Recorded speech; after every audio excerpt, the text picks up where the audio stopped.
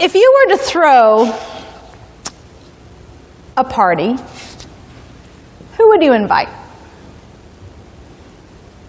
If you were to hold a wedding reception, who would be on the invitation list? Obviously, your friends and your family and those who are closest to you, those that get you. And of course, there might be a few others on the list, the obligatory invites, right? But for the most part, the people are invited are those in your world. And so the table is set, the barbecue is ready, people are excited, you are excited. And now imagine no one shows up. No one shows up to the party. No go, thumbs down, kick in the teeth, rejection. I'm curious as to how you would respond if no one showed up to your kid's party.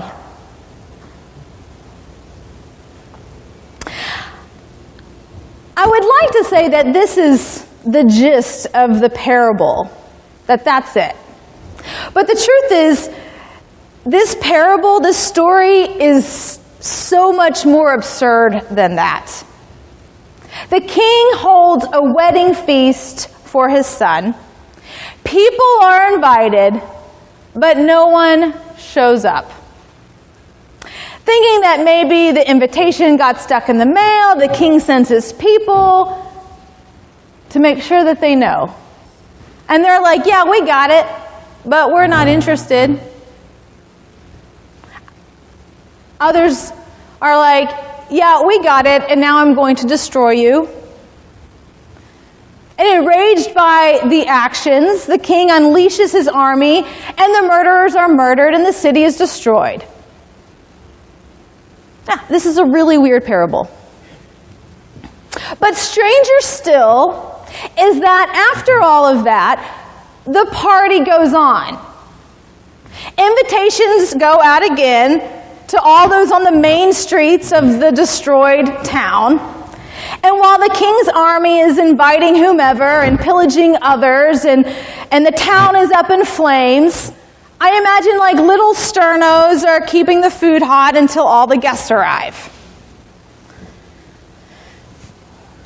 This parable is completely unrealistic and jumps off the cliff into the absurd.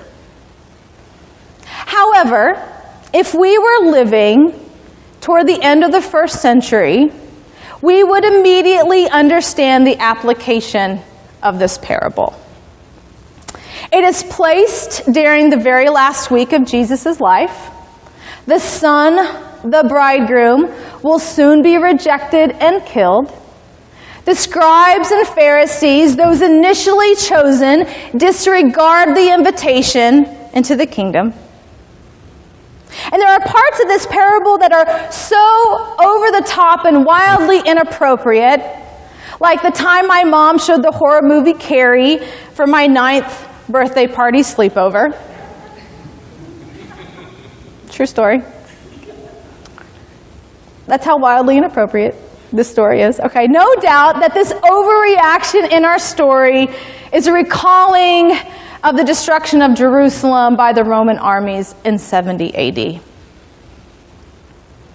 So naturally, I've been wondering all week, what application does this have on our lives? What does this mean in the here and now?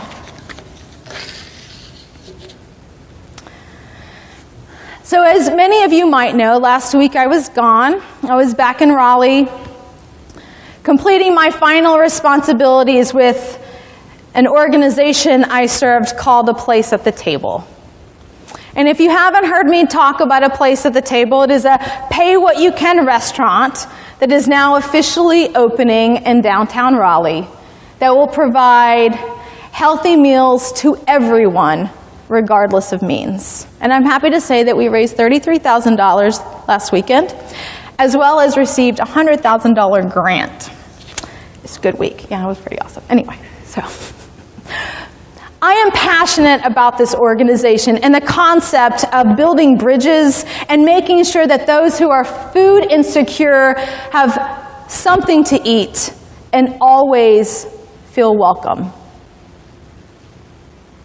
So I love the idea that this story ultimately invites and feeds all the people who wouldn't normally be invited to a wedding feast. The riffraff, the outsiders, the poor, the bad, the troublemakers. I love that idea. These are the people that get Jesus, that don't reject the message of Jesus. Now, it would be really easy to read ourselves out of this story. After all, none of us here have rejected Jesus. I mean, we're here. We're in church. We're doing the Jesus thing, right? We call ourselves Christians. Of course, in Jesus' time, we would have seen ourselves as Jews being good Jews. But perhaps we should take a moment to consider that all of those who were initially invited to the banquet weren't bad people. By the story, it appears that most were busy. One went to his farm and another to his business. Sounds like they had work to do. There was no time for a party. They just made light of the invitation. It's not like they were engaged in illicit acts. It's not like the business guy said, sorry, I have to go make some small deposits to cover my butt on this Ponzi scheme. Or that the farmer said, yeah, I would like to go, but I have to go check on my special crops down at the farm. No. Then maybe we could, if they did, maybe we could point the finger and say, yes, evil. But that's not what happens. By all intents and purposes, these are responsible, busy people in the everyday working world, trying to cross everything off their to-do list so that they can just go spend time with their kids or their grandkids and their friends, go on a bike ride, practice their guitar, make it to yoga class or Zumba class. Like, they're just ordinary people. In our busy world, with our busy schedules, it is easy for us to see an unsolicited invitation as an intrusion. One extra thing I have to do. One more gift to buy. One more meeting to attend. We live in a consumer world where we get to choose everything we want. Most of us have like over 300 TV stations to choose from, right? And yet there's never anything good on TV. When we go to the grocery store, we have every option of yogurt and shampoo and bread to select from. We have clean water out of the tap. We've become accustomed to controlling our choices and doing what we want, to the point that when God says, seek ye first, we're like, yeah, sure, but let me first get this done. And here's the kicker. Rarely in all of our choice making are we ever having to decide between good and evil. As one minister writes, in the parable of the pearls, the merchant sells his good pearl for a supreme pearl. The choice is never between a pearl and mud. It is between the pearl and the pearl. Sometimes the good news we have becomes the enemy of the best that we might enjoy. The servants may well have been doing good things on the farm and at the business, and in their busyness, they missed the banquet. If one is full, an invitation to feast is not good news. No wonder Jesus said in the Sermon on the Mount, "Blessed are those who hunger and thirst for righteousness' sake, for they shall be satisfied."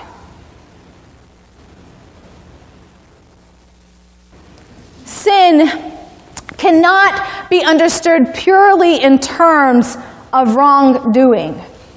I imagine most of us in this room are good, law-abiding people. Our sin is not wrongdoing, but manifests itself in terms of waste. Wasting our potential, thinking that we can't. Wasting our time on a lot of times important stuff, but also on social media. Or, as we've often talked about recently, having to do something over because we didn't do it right the first time. Or wasting our money on trinkets and toys and things that we can't take with us to the grave. Remember the parable of the talent? Where the landowner gives a slave 5 talents and he goes and invests it. And then he gives another 2 talents and he also invests it. And then the last one he gave 1 talent to. And what did he do? He buried it. He never did anything evil. His wrongdoing was that he didn't do anything.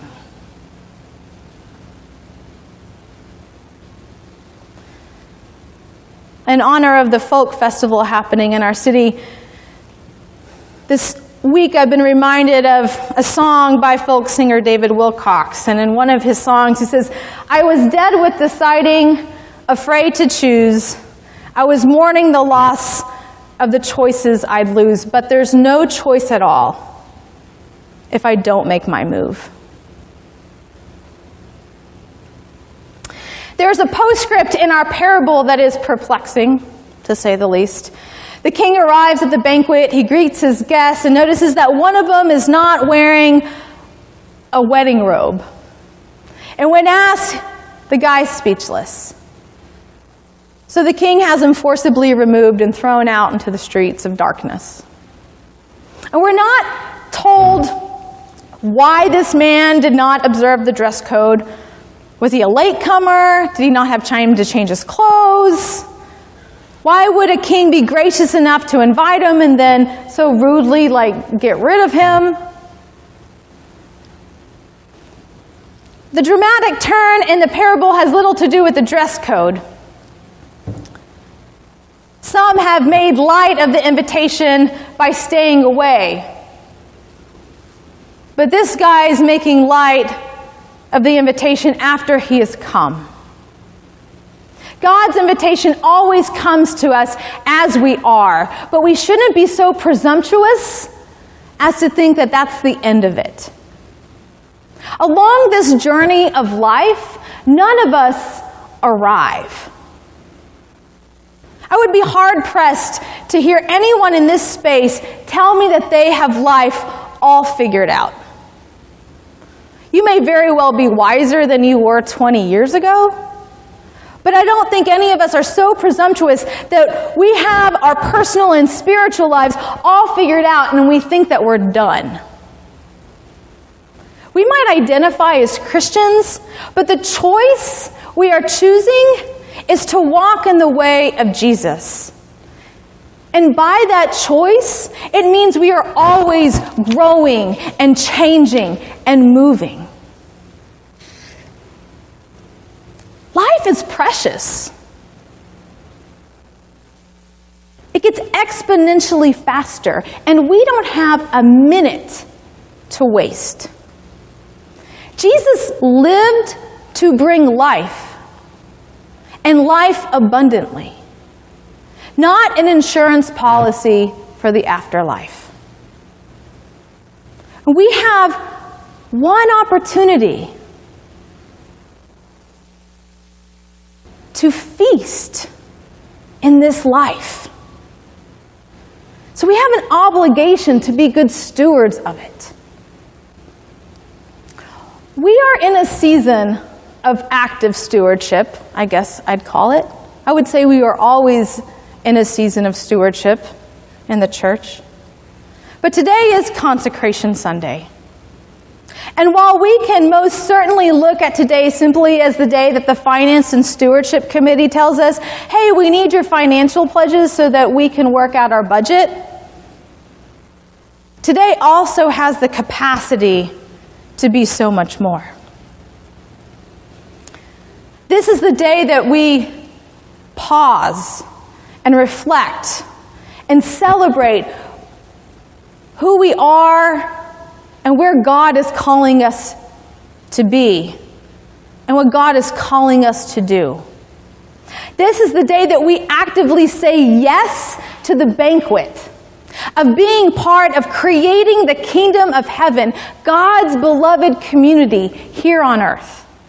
Yes to God's abundant life, and say yes to not just show up, but to recommit ourselves to being transformed by God as to be a blessing to our world. Our church, is known in our community historically as a place of being welcoming to all, with gracious generosity of our financial, physical, and spiritual resources. One only has to read what is the novel of our bulletin to figure out how much outreach and how involved we are and what we're doing in our community to show compassion. So we are invited. Can we say yes to the invitation out of gratitude and a responsible stewardship? We are saved to serve and blessed to be a blessing. We dare not waste our God-given potential. Let it be so.